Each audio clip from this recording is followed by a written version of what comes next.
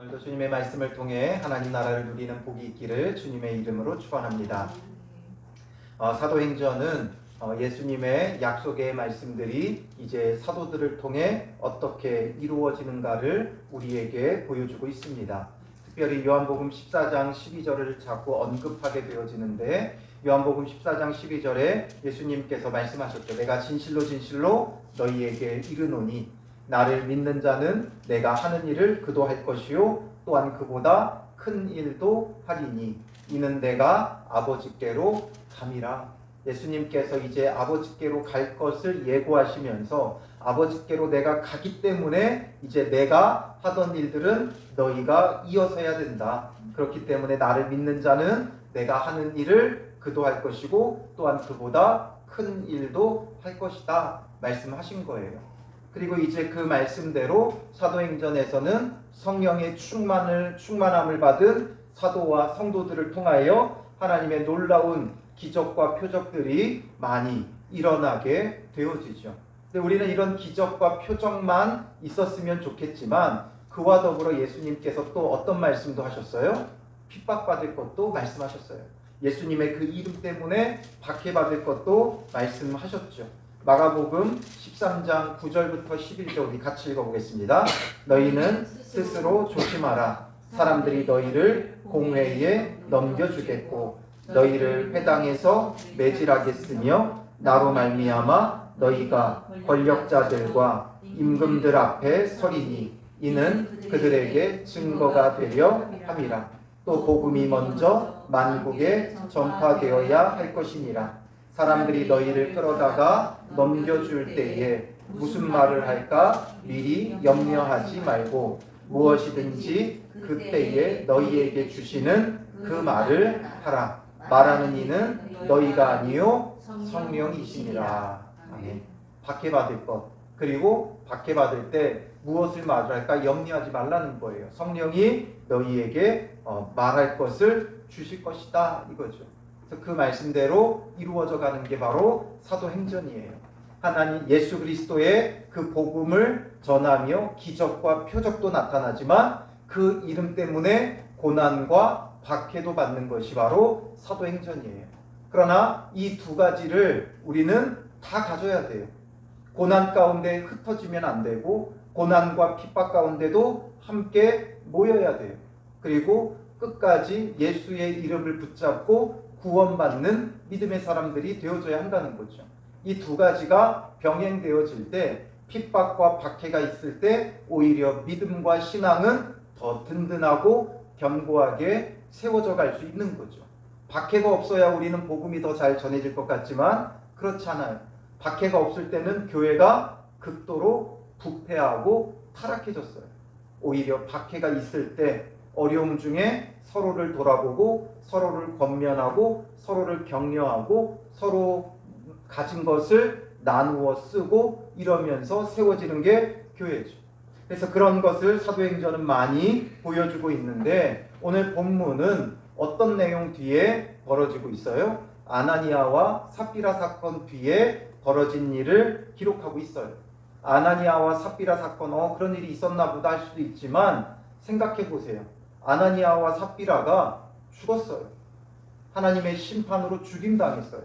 그것도 뭔가 대단한 반역 행위를 했다거나 예수님을 팔아 넘겼다거나 뭔가 밀고 했다거나 이런 것도 아니고 자기가 가진 밭을 팔아서 상당한 것을 사도들 발 앞에다가 헌금으로 드렸어요. 그런데 그 둘이 죽임을 당했어요. 그러니까 우리가 이런 것들을 보면 이런 정황들을 보면 아나니아와 삽비라는 그 당시 초대교회가 세워져 가면서 아주 중요한 인물 중에 속하는 자들이었을 거예요.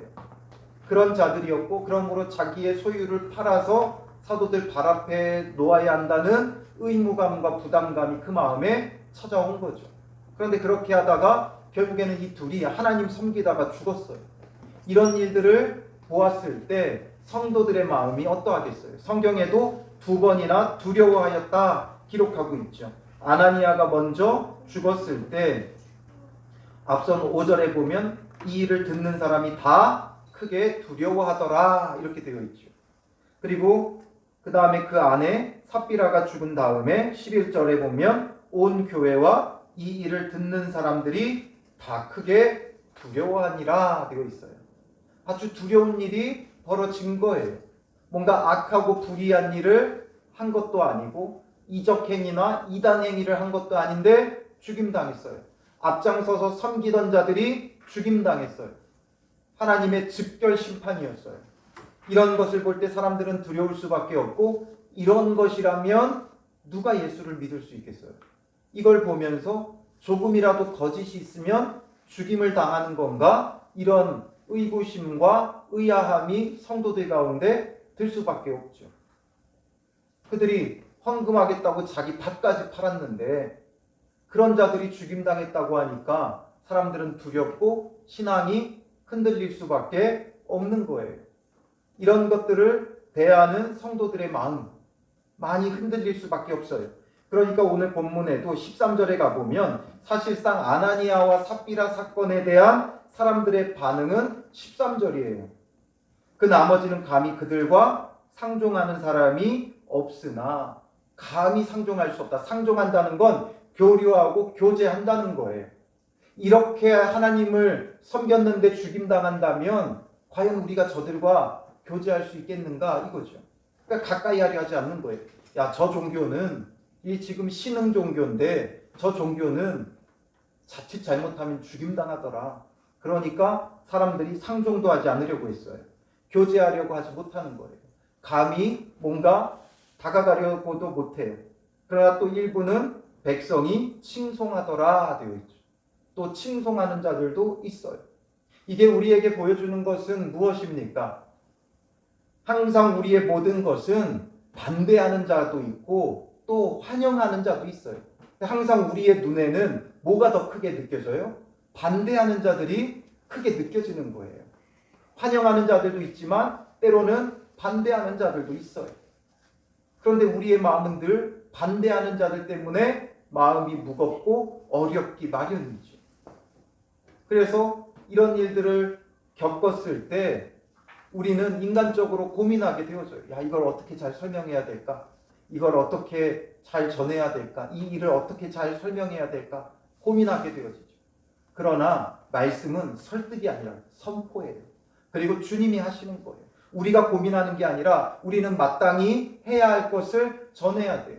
저도 설교를 준비하다 보면 굉장히 마음에 걸릴 때가 있어요. 뭔가 준비하면서 이분의 상황과 좀 비슷해서 오해하면 어떡할까? 이런 상황들이 종종 있어요. 마음에 부담이 들어요. 애써 완곡하게 표현하려고 노력하지만 잘 되지 않아요. 그런데 정말 중요한 건 선포예요. 하나님의 말씀 앞에 우리가 거꾸러져야지 잘 설명하고 이해시키고 설득하고 이래서 복음이 전해지지 않았다는 거예요. 그렇기 때문에 사도들은 그대로 하던 대로 해요. 이런 일이 벌어졌다고 해서 오해나 이런 일들이 있을까봐 걱정하는 게 아니라 그들이 하던 걸 그대로 하죠.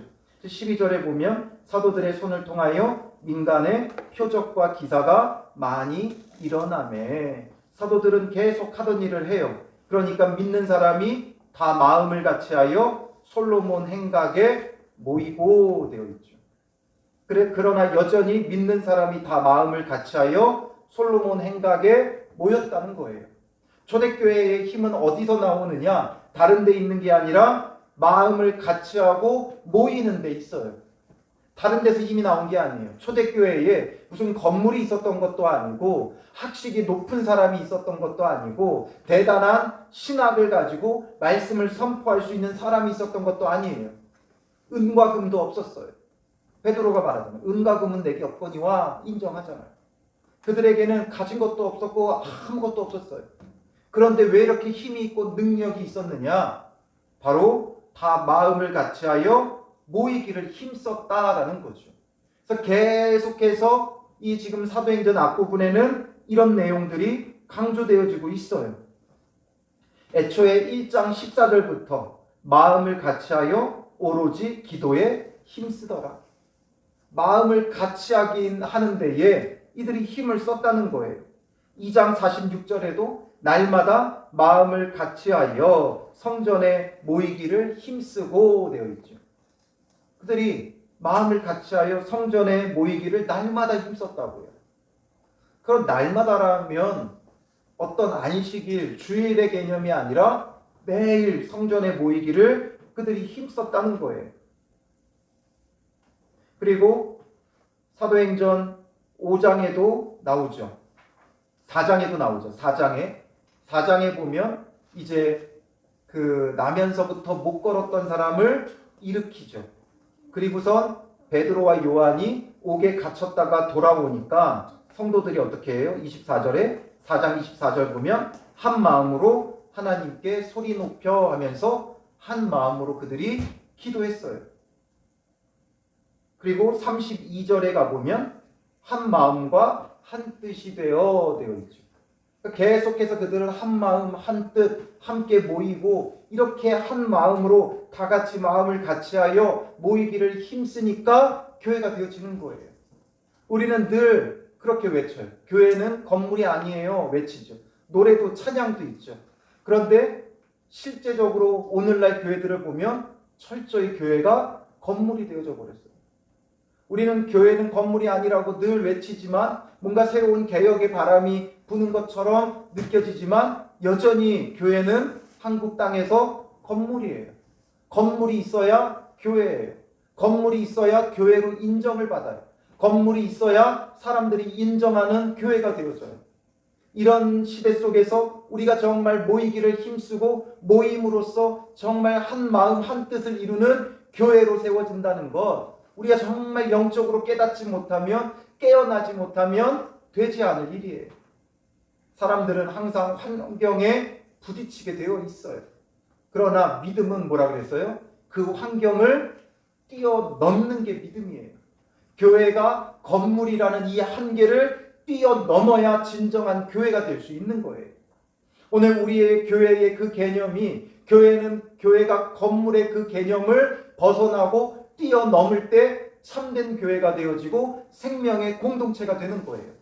그러니 한 마음 한 뜻으로 모이기를 힘쓰고 함께 모이면 기쁘고 즐겁고 행복하고 서로 나누고 서로를 돌아보고 서로를 감싸 안고, 이게 바로 교회가 되어지는 것이죠. 아나니아와 삽비라의 일로 인해 교회에 큰 어려움이 다가왔어요. 교회에 열심을 내던 부부가 죽임을 당했어요. 흔들릴 수 있죠. 흔들릴 수 있어요. 그러나 성도들이 흔들리지 않고 다 마음을 같이하여 솔로몬 행각에 모이고, 성도들이 솔로몬 행각에 모였어요. 성전 안에서 솔로몬 행각이라는 지역에 함께 모이기 시작했어요. 언제 이렇게 모였어요? 앞서서 그런 나면서부터 못 걷는 자를 고치고 나서 이제 그 성전 안에 사람들이 몰려들면서 그 자가 베드로를 붙잡으면서 이 사람이 나를 고쳤다고 말하면서 베드로가 설교한 장소가, 사람들이 모여든 장소가 솔로몬 행각이었어요. 그래서 아마도 이때부터 초대교회는 성전 안에 솔로몬의 행각 안에서 주로 많이 모였던 것 같아요. 그래서 이 솔로몬 행각은 그 전에도 랍비들이 자기의 제자들과 사람들에게 강연을 하고 가르치던 장소예요. 그러니까 모일 수 있는 장소였겠죠. 그러니 많은 사람들이 이곳에 함께 모였고, 그리고 항상 초대교회는 이곳에 모이기를 힘썼다는 거예요. 어떤 건물이 있지 않았어요. 성전이라는 게 지금의 성전의 개념하고 달라 함부로 들어갈 수도 없죠. 그러니까 이들은 이 솔로몬 행각에 함께 모였고, 그 모이는 것 자체가 기쁨이었고 즐거움이었고 교회였어요. 그러니까 그들이 온전히 다 회복이 되어져요. 굉장히 중차대한 사건이었어요. 아나니아와 삽비라의 이 사건은 성도들을 뒤흔드는 사건이었지만 다 마음을 같이하여 모이니까 이겨내는 거예요. 그래서 이전의 그 모습을 그대로 회복해요. 14절에 보면 믿고 주께로 나아오는 자가 더 많으니, 대적하는 자들도 있지만 상종하려 하지 않는 자들도 있지만 믿고 주께로 나오는 자가 더 많으니 남녀의 큰 무리더라 말하죠.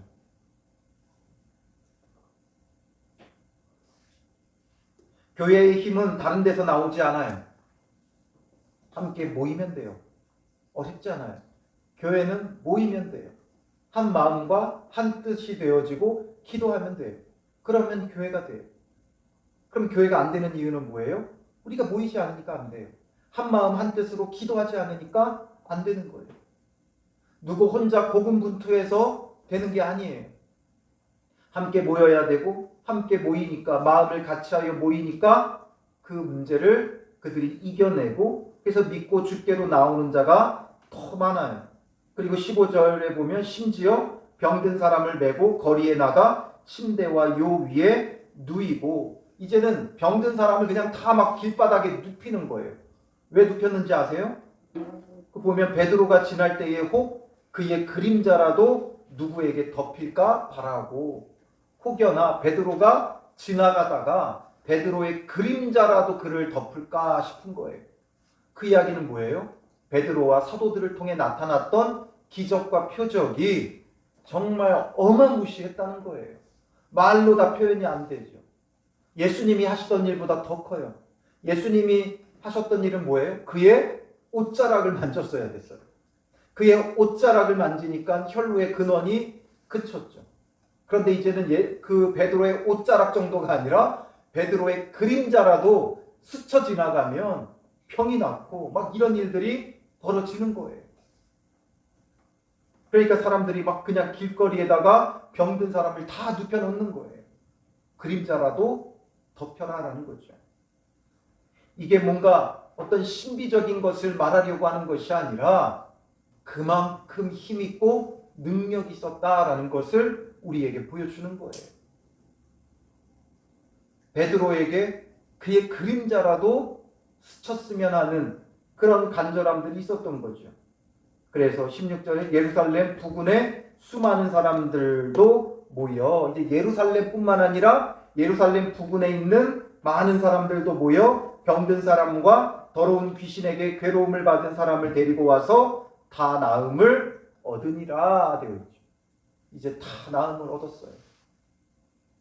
그의 그 능력으로 하나님의 구원의 일들이 각 사람에게 미치고 그들이 병 낫고 구원을 받고 예수 믿는 자들이 더 많아지게 되어진 것이죠.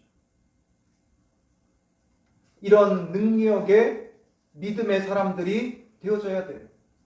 어려움이 있을 때 나에게 찾아와 기도를 부탁할 수 있어야 돼요. 사람들이 가족이 이웃이 어려움 당했을 때 어렵다고 힘들다고 좌절하고 낭망하고만 있으면 안 되고 우리를 찾아와서 제발 이 문제를 놓고 함께 기도해 달라고 요청해야 돼요. 그게 바로 믿는 자들이에요. 예수님께서 이 땅에 계시지 않기에 이제 그가 하던 일을 우리가 해야 되는 사명의 사람들이에요. 그러려면 우리가 먼저 깨어 있어야 되고 성령으로 충만해야 되고 말씀으로 충만해야 되고 능력과 권능을 행할 수 있는 믿음의 사람들이 되어져야 하는 것이죠. 참된 예수 그리스도의 이름을 가진 자가 되어야 돼요. 말로만 예수의 이름을 부르는 것이 아니라 진정 예수의 이름을 가진 자가 되어야 돼요. 예수의 이름의 능력을 붙잡는 자가 되어져야 돼요. 말로만이 아니라 참된 믿음으로 예수 그리스도의 이름을 선언하고 선포할 수 있어야 한다는 것이죠. 그때 그 믿음이 역사하면 주님 안에서 못할 일이 없는 거예요. 믿음이 중요해요. 우리가 믿음으로 행할 수 있어야 되고 또 믿음으로 나와야 되는 거죠. 믿음이 얼마나 대단하냐면 친한 목사님 중에 여기 서부중앙교회 목사님 그런 얘기를 하더라고요. 중국에 이제 가서 이렇게 지하교회 성도들을 가르치게 되어졌는데 가르치다 보니까 이제 가면 그 추운 날 사방팔방에서도 이제 사람들이 온다는 거예요. 그리고 이제 와가지고 그곳에서 며칠을 먹고 자고 하면서 교육을 받는 거예요.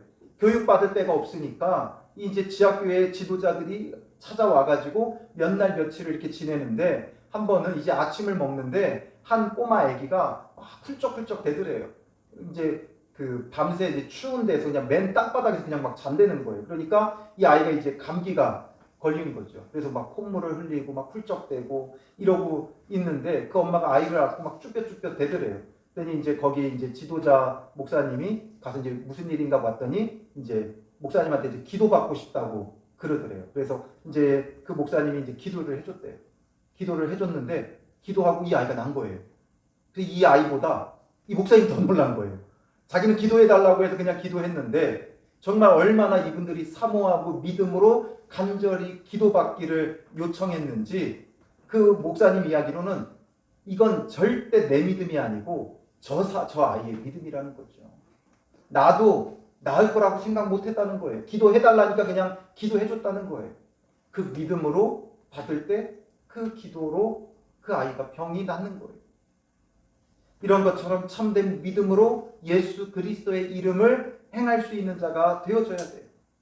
결국 믿음의 문제라고 그랬죠. 믿음이 부족해서가 아니라 믿음이 없어서 문제인 거예요. 그래서 초대교회의 그 영성이 다시금 회복되어져요. 함께 모이니까 초창기에 있었던 그 영성이 또다시 그대로 이어서 나타나는 거죠.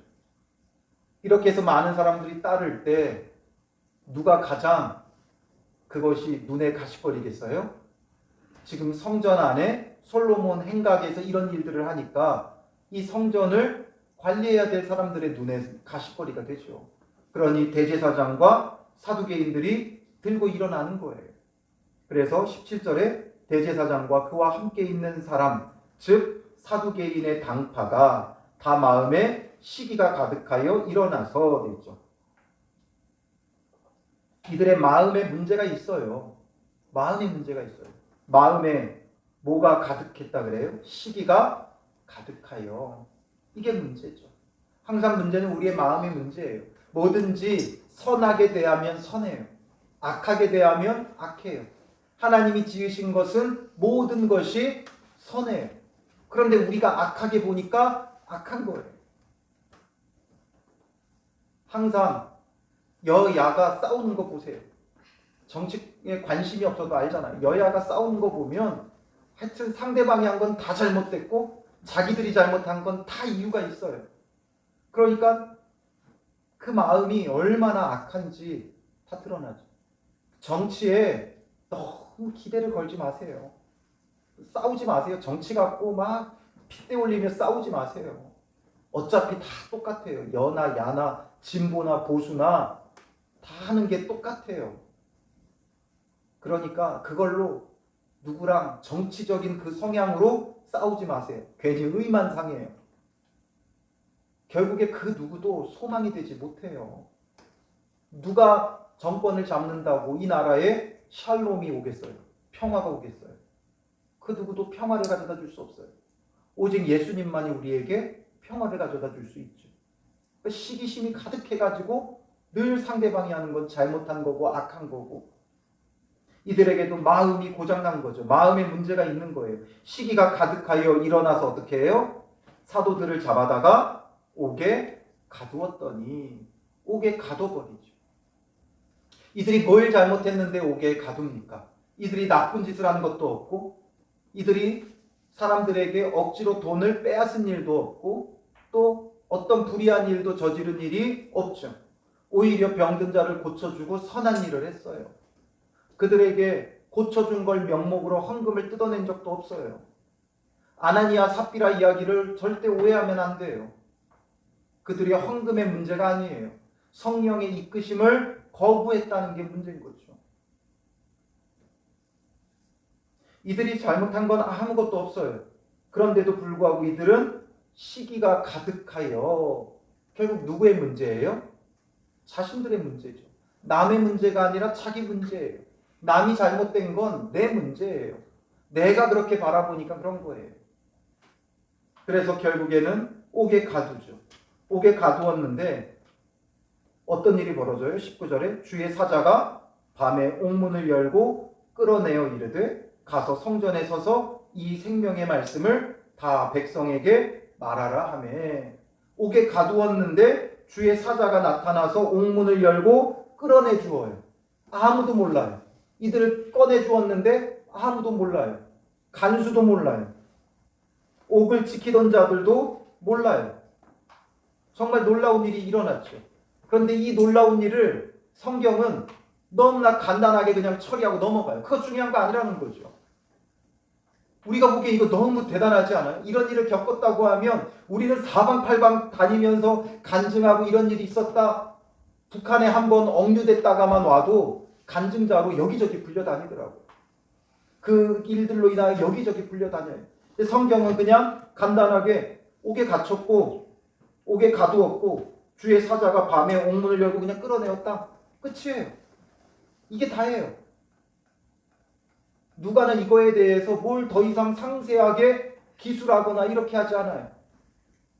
옥문을 어떻게 열어줬는지, 어떤 상황이었고, 어떤 가운데 이런 일이 벌어졌는지, 찬송을 하는 가운데 이런 일이 일어났는지, 기도하고 있는데 이런 일이 벌어졌는지, 뭐 이런 것에 대해서 일체 누가는 이 본문에서는 기록하지 않아요.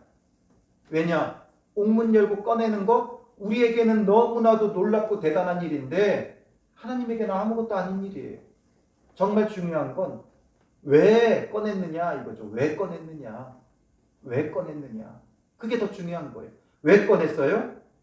가서 성전에 서서 이 생명의 말씀을 다 백성에게 말하라. 복음 전하라고 꺼내준 거예요. 그럼 그게 중요한 거죠. 꺼내는 일이 중요한 게 아니에요. 우리는 꺼낸 일이 너무 중요해요. 병 고침 받은 게 너무 중요해요. 왜 병 고침 받았는지, 왜 이런 일들이 일어났는지 그 목적이 중요한 거죠. 무엇 때문에 하나님께서 나의 병을 고치셨는가? 무엇 때문에 나에게 이런 기가 막힌 드라마틱한 구원의 일들을 베푸셨는가? 그 목적, 그 이유가 분명해야 돼요. 그렇지 않으면 제가 늘 말씀드렸죠. 병 고침 받았다. 뭐라고 물어보라 그랬어요? 그래서 안 죽는데? 그래서 안 죽는데? 병 고치는 게 대단한 게 아니라 하나님께서 왜 병을 고치셨느냐라는 거예요. 무엇 하시려고. 그걸 하는 게 중요한 거죠. 고침받아서 내가 무엇을 하느냐가 중요한 거예요. 내 기도가 이루어져서 무엇 하느냐가 중요한 거죠. 막연히 좋으니까 바라고 기대하는 게 아니라 목적이 중요해요. 왜 그들을 꺼냈느냐? 성전에 서서 생명의 말씀을 백성에게 말하게 하기 위한 거죠. 그러니까 21절에 그들이 어떻게 해요? 듣고 새벽에 성전에 들어가서 가르치더니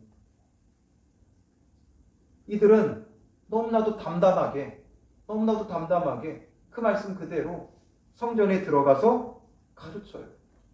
막 성도들에게 찾아가서 하나님이 우리를 이렇게 건져주셨다. 야, 이런 기가 막힌 구원이 있느냐? 이런 걸 지금 막 간증의 밤을 갖는 게 아니라 자기들 해야 할 일 하러 가는 거예요.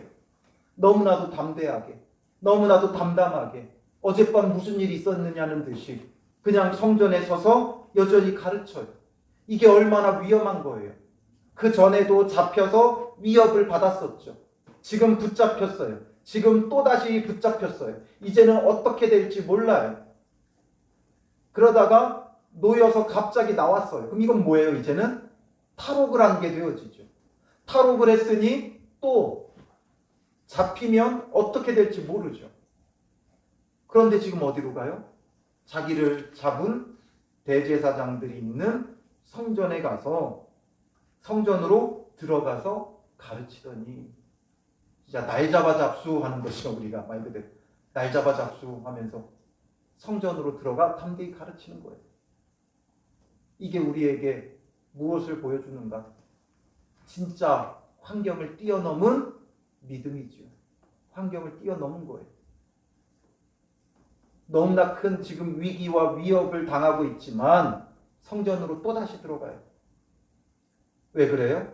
환경을 이제 뛰어넘은 거예요. 환경이 중요한 게 아니에요. 우리는 늘 환경에 지배받죠. 이런 상황이 오면 어떻게 돼요? 야, 잘됐다. 안 그래도 복음 전하는데 부담이 있었는데 어쩔 수 없다라는 핑계로 어려움과 고난과 핍박이 그만할 아주 좋은 기회가 되어지는 거예요. 코로나가 이제 코로나니까 나가서 사람들한테 뭐 주면 안 되니까 전도를 합법적으로 이제는 안 해도 된다. 이런 마음이 들죠. 학교 앞 전도 이제는 신고한다고 하니까 야, 그러면 합법적으로 이제는 학교 앞 전도 안 해도 되는구나. 오히려 마음의 부담이 사라지는 거예요. 이전에는 부담스러웠는데 이제 부담스러웠던 것을 안 해도 되는 핑계가 될 수도 있는 거죠.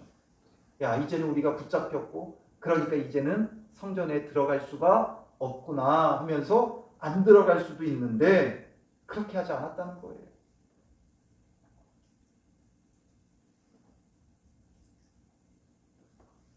자기가 해야 될 걸 담담히 하는 거예요.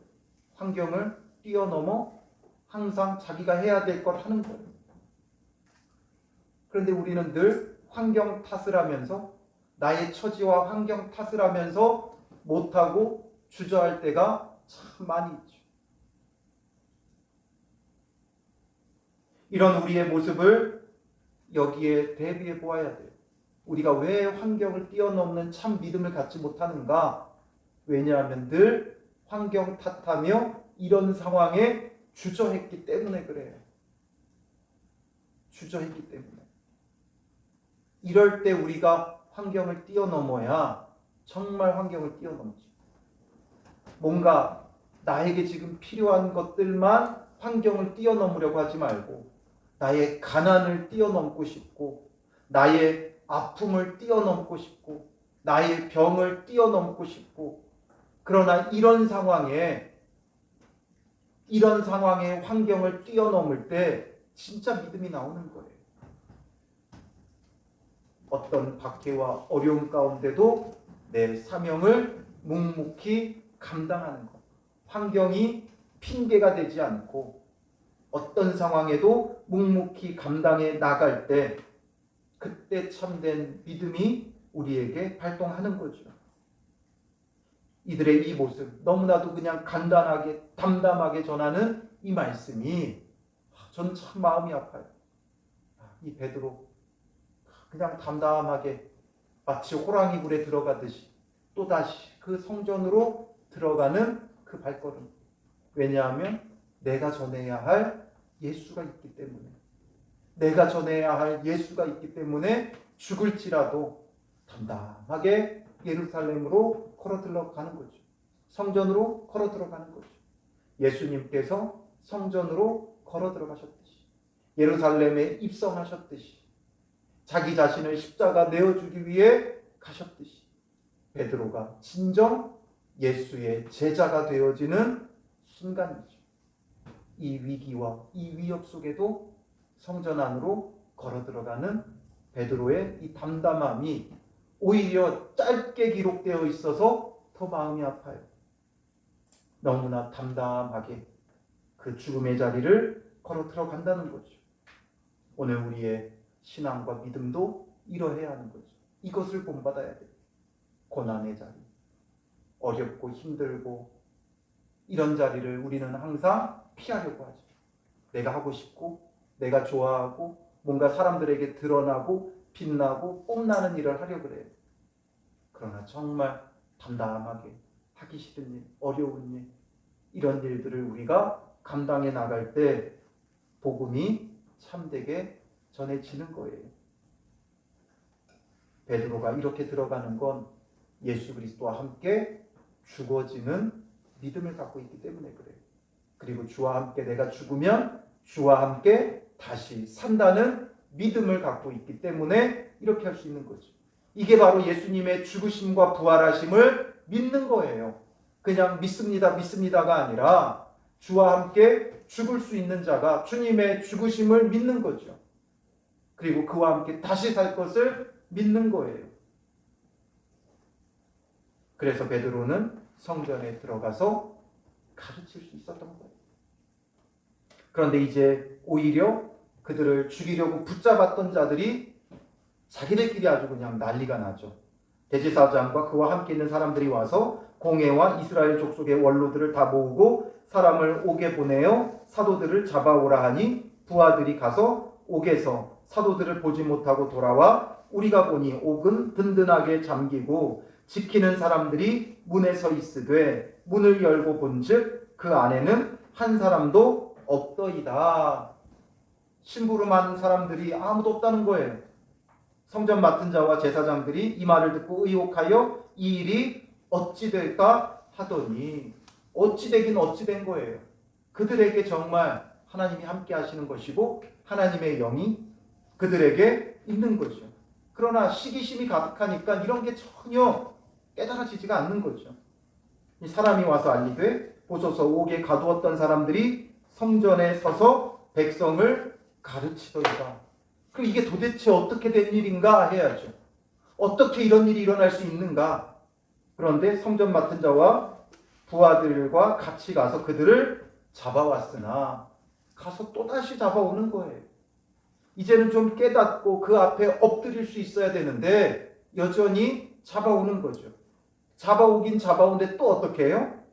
강제로 못하면 백성들이 돌로 칠까 두려워함이더라. 그러니까 따르는 사람들이 어마어마하게 많았던 거예요. 그러니까 백성들이 칠까봐 두려워서 잡아오지는 못하고 데려오는데 조심스럽게 데려온 거죠. 말은 잡아왔다고 하지만 강제로 못함은 돼 있죠. 강제로 못했다는 건 뭐예요? 동의를 구했다는 거예요. 동의를 구했다는 거예요. 가가지고 우리 좀 따라가자고 동의를 구한 거예요. 그러니까 베드로가 얼마든지 이제는 힘으로 저들을 대적할 수 있는 때가 된 거예요. 이제는. 그때 예수님이 붙잡히실 때 베드로가 어떻게 해요? 칼을 빼들죠. 칼을 빼들고 싸우려고 했어요. 그때는 힘없이 싸우는 자였지만 이제는 그를 따르는 무리가 얼마나 많아요. 오순절날 그의 설교를 듣고 회개한 자가 3,000이었고 안진뱅이를 고친 이후에 설교로 회개한 자가 5,000명이에요. 그것만 해도 8,000명이죠. 남자만 8,000명이에요. 그러면 여자와 어린아이 뭐 허다하게 많겠죠. 예루살렘 성을 꽉 메울 수도 있을 거예요. 그들뿐이었어요. 이제 그 앞선 본문에도 사람들이 많이 더 많아 믿는 자가 더 많았다 말하죠. 그러니까 허다하게 많았어요. 함부로 손도 못 대요. 그러니까 베드로가 이제 여기서 진짜 말 그대로 봉기를 일으키고 반란을 일으키면 얼마든지 이 대제사장들과 공회를 다 뒤집어 엎고 권력을 소유할 수도 있어요. 그러나 그들이 잡으러 왔을 때 잡혀주죠. 강제로 못했어요. 그러니까 스스로 잡혀주는 거예요. 이제 베드로가 온전히 예수님의 제자가 되고 예수님이 하시던 일을 하는 자가 됐고 그보다 더 큰 일도 하는 자가 된 거예요. 그 이야기는 베드로만이 아니라 오늘 저와 여러분들도 할 수 있다는 거예요. 그런데 왜 못해요? 믿음의 문제죠. 우리가 참된 믿음을 가지고 성령의 충만함을 받으면 돼요. 말씀과 기도와 성령 충만함 속에 참된 믿음을 붙들고 있으면 오늘 우리도 해요. 예수님이 부활의 첫 열매가 되어주셨다면 이제 베드로는 예수님의 일을 이어가던 첫 사람이 되어준 거예요. 그럼 그 둘째 사람, 셋째 사람 쭉 이어서 나올 수 있는 거예요. 그러니 천주교에서 베드로를 막 칭송하고 높일 필요가 없어요. 그도 한 명의 사람이었고 예수 그리스도의 구원이 필요했던 자예요. 베드로의 무슨 교황권을 이어받는다고 말도 안 되는 소리예요. 이제는 그 베드로처럼 누구라도 믿음으로 예수님이 하셨던 일을 할 수 있는 거예요. 교황이 할 수 있는 것 아니고 목사라서 할 수 있는 것이 아니고 참된 믿음의 사람이 할 수 있는 거라고요. 그러니 오늘 우리 가운데 바로 이런 믿음의 사람들이 일어나야 되고 믿음의 사람이 일어나며 함께 모이기를 힘쓸 때 마음을 같이 하고 모이기를 힘쓸 때 이 초대교회의 역사는 역사 속에만 있는 것이 아니라 오늘도 나타날 수 있어요. 오늘도 우리 안에 이루어질 수 있어요. 그러니 환경을 뛰어넘는 담담한 믿음을 가지세요. 흔들리지 말고 위아래로 막 흥분해서 높아졌다가 또 한참 다운돼서 낮아졌다가 위아래로 요동치지 말고 담담하게 늘 항상성을 가지고 늘 일정하게 그 믿음 가운데 내가 해야 될 것을 묵묵히 감당해 가는 거예요. 나를 왜 구원하셨는가? 그 구원의 목적에 맞게끔. 나를 왜 청라 영천교회에 보내셨는가? 그 목적에 맞게끔. 나를 왜 우리 가정에 보내셨는가? 그 목적에 맞게끔. 나를 왜 우리 학교와 우리 회사와 일터로 보내셨는가? 그 목적에 맞게끔 우리가 감당해 나갈 때, 그때 바로 초대교회와 같은 놀라운 구원의 역사가 우리 가운데 일어나는 것이죠. 그런 믿음을 오늘 우리에게서 보기를 주님의 이름으로 축원합니다. 기도하겠습니다. 살아계신 아버지 하나님, 오늘 우리가 여전히 환경의 지배를 받고 환경에 눌려 참된 믿음을 갖지 못함을 보게 됩니다.